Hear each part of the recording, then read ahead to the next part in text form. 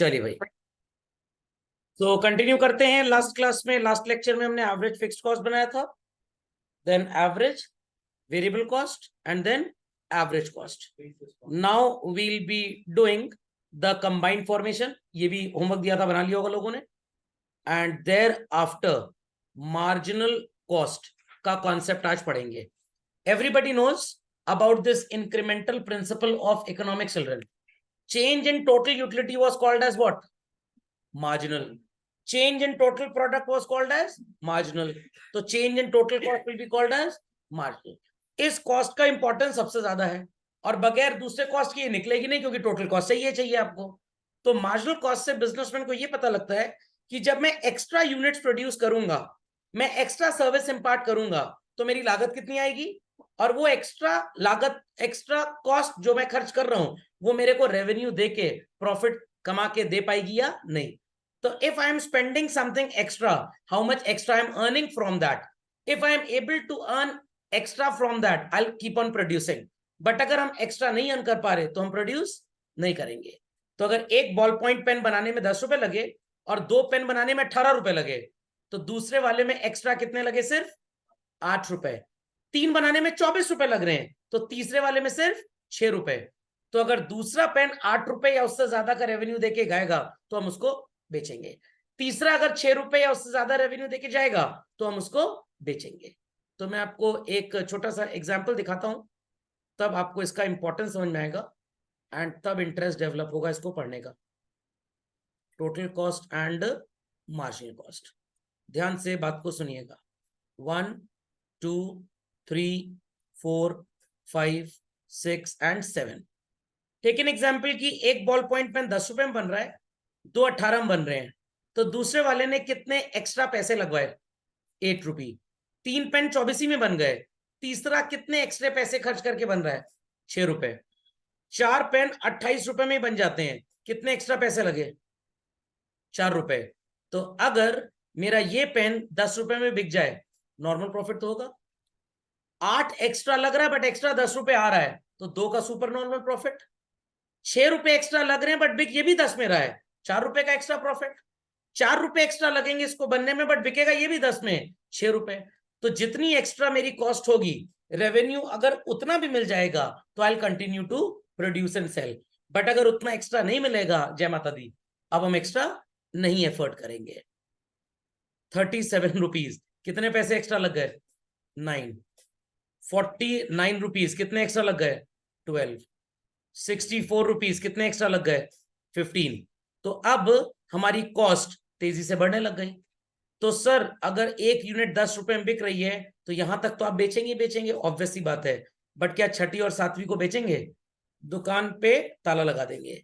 जब market situation improve होगी तब जाएंगे और बेचेंगे, क्योंकि अगर एक्स्ट्रा लागत 12 रुपए है और एक्स्ट्रा रेवेन्यू, ये तो अगला चैप्टर है आपका, बट समझ लीजिए 10 मिल रहा है, तो हम इन यूनिट्स को नहीं बेचेंगे।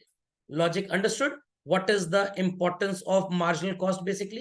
So change in total cost is called as what? Marginal cost.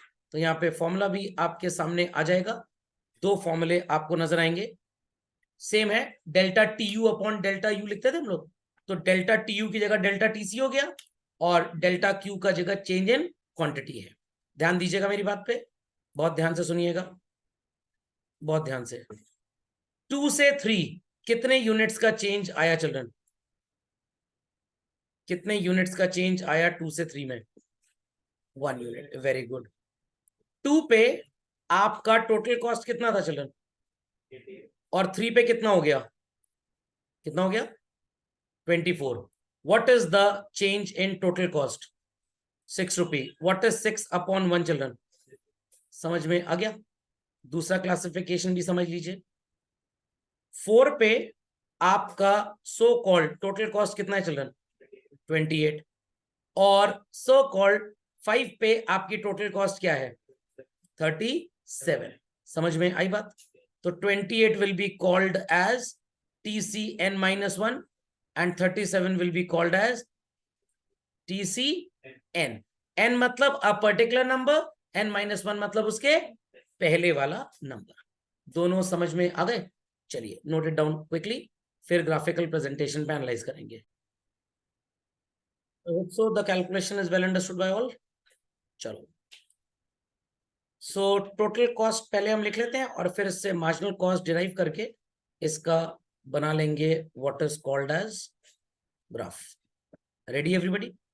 सबसे पहले 60 था, देन इट वाज 100, फिर कितना था 136, then 162, then 192, then 220 and then 230 था, 220 था, सॉरी 230, और 230 के बाद 282. So what is the difference that we happen to see in between 60 and 100? 40. Simple as that. उसके बाद आपको क्या डिफरेंस महसूस हो रहा है 100 and 136 में? 136 and 162 में 26, 162 and 192 30, 192 and 230 is 38, and 232 and 282 is 52. Moral of the story is this कि यहां तक लगातार आपकी कॉस्ट कम हो रही है and thereafter it starts moving up.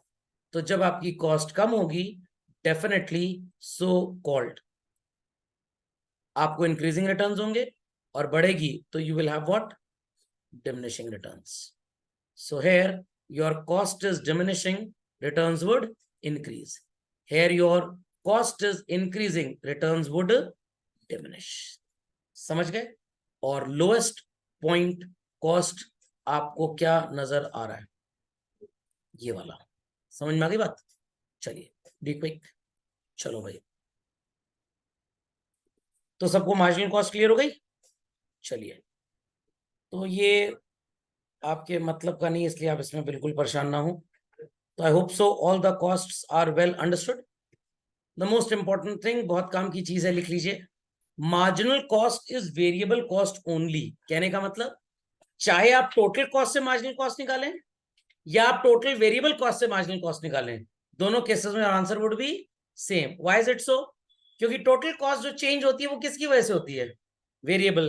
तो चाहे आप टोटल कॉस्ट का चेंज निकालें या वेरिएबल कॉस्ट का चेंज निकालें, answer would B exactly same. Got it clear? तो टोटल कॉस्ट से जब आप निकालेंगे तब भी वही आंसर आ रहे हैं, वही रीडिंग्स आ रही हैं, और जब वेरिएबल से निकालेंगे तब भी वही आएगा.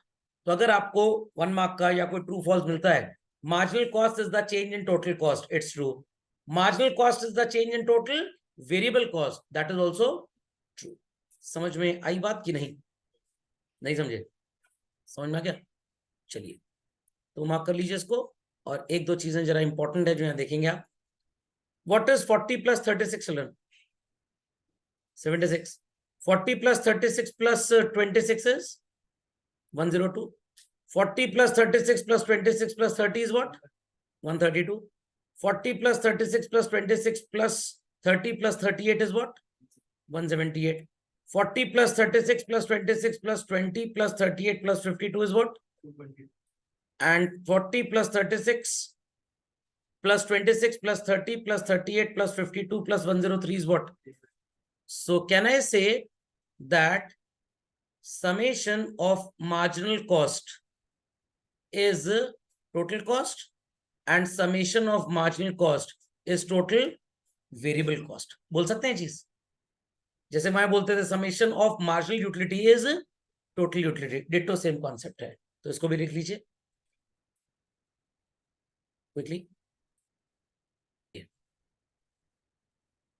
तो लेट्स मूव फर्दर. ये है मार्जिनल कॉस्ट कर्व, और ये बना एवरेज वेरिएबल कॉस्ट, और ये बना एवरेज कॉस्ट. सबसे पहले कौन सा सो कॉल्ड तीनों में कर्व गिरना स्टार्ट होता है? कौन सा? Average fixed cost. और सबसे पहले राइज कौन सा होता है?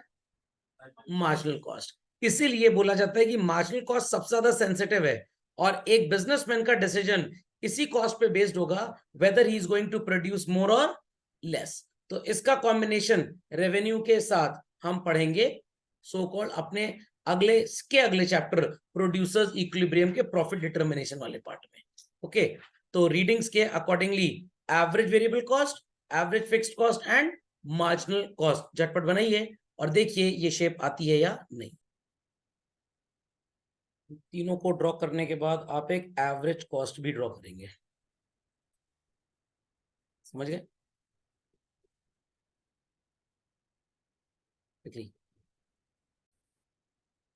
तो समझ में आ गया marginal cost, average variable cost और एवरेज फिक्स्ड कॉस्ट का रिश्ता क्या कहलाता है। चलिए चलते हैं, आगे की कड़ी जोड़ते हैं। सो नेक्स्ट चिल्ड्रन हम पढ़ेंगे what is called as long run cost. अब आपको लगेगा थोड़ा सा अपाहिज हो चुका है। बेसिकली लॉन्ग रन में सारे के सारे जो फैक्टर्स होते हैं दे आर वेरिएबल, तो सारी कॉस्ट क्या हो जाएगी, वेरिएबल कॉस्ट। तो total cost will be as good as total variable cost, तो दोनों एक है। एवरेज फिक्स्ड कॉस्ट तो कुछ होगा ही नहीं यहाँ पे, average variable cost and average cost will be same, and third would be what, marginal cost.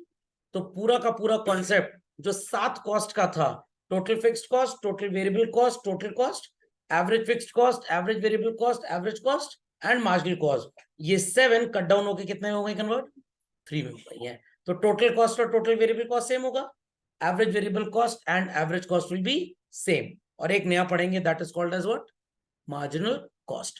तो झटपट इसका डायग्राम बना लीजिए, फिर इसका एनालिसिस करेंगे। तो अल्टीमेटली आपको 3 कॉस्ट मिलेंगी पढ़ने के लिए, total variable total cost same, average variable average cost same, and the third is marginal cost. Got it clear? तो यहाँ पे देखिए मैंने फिक्स्ड कॉस्ट को 0 कर दिया, TVC and TC would be same, so AVC and AC will also be same. तो ये 2 हो गई, और तीसरी अपनी मार्जिनल कॉस्ट। समझ में आ गया? शेड्यूल कॉपी कर ले सब लोग, होमवर्क है। आप टीवीसी और टीसी एक ही बनाएंगे, एवरेज वेरिएबल और एवरेज कॉस्ट एक बनाएंगे, और मार्जिनल कॉस्ट एक बनाएंगे। 3 ग्राफ ये बनेंगे अलग अलग, एक टोटल वेरिएबल और टोटल का, एक एवरेज वेरिएबल और एवरेज का, और एक मार्जिनल का। फिर एवरेज और मार्जिनल का एक साथ बना दीजिएगा।